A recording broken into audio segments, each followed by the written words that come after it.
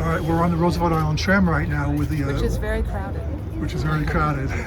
And we're here with our New York City Council member, Julie Menin, who's also the Speaker of the City Council.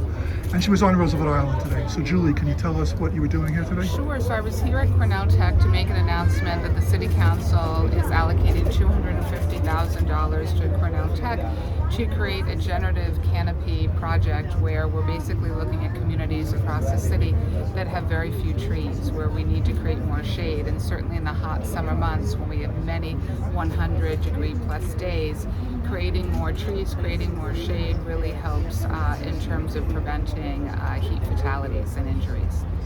And there's some kind of 3D mapping Yeah, we're technology? doing aerial data and 3D mapping technology to really find the best locations for the trees. So it's very exciting. This data will be publicly available, publicly accessible, so it'll be available for every single community.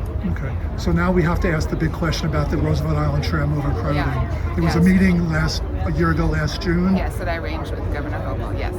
and we were trying to get some type of preference for residents and workers Right. on the tram. Has anything happened with that? So we still await word from the state on what can be done about this. We can see it today. It's around Wednesday at 12. The tram is very, very crowded. There are many tourists on the tram. And look, of course, we want to have tourism on Roosevelt Island and in our great city. That's very important. But residents of Roosevelt Island are really concerned because they're waiting for long lines to be able to get access to the tram, and that's simply not acceptable. So we will be following up with the state to see what can be done about it. Okay. And the other two big issues on the island was future residential development and the steam plant demolition. Yeah.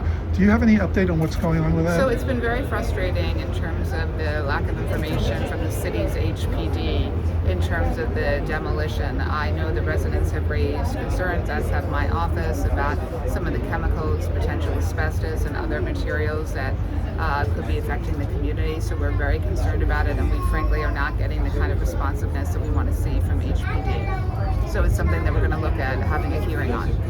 And there's the fares are now available in Roosevelt Island Tram. Can you tell us a little bit about that, Yes, please? so in the city budget, the city council pushed for, and we were able to get an expansion to fare fares to cover an additional 340,000 New Yorkers. So now 1.3 million New Yorkers are now eligible for fare fares, which is the discounted rides on the tram, on paratransit, on the subway, and on buses. So we're really excited about this. All right, great. Thank you very much. Appreciate Thanks, it. Rick.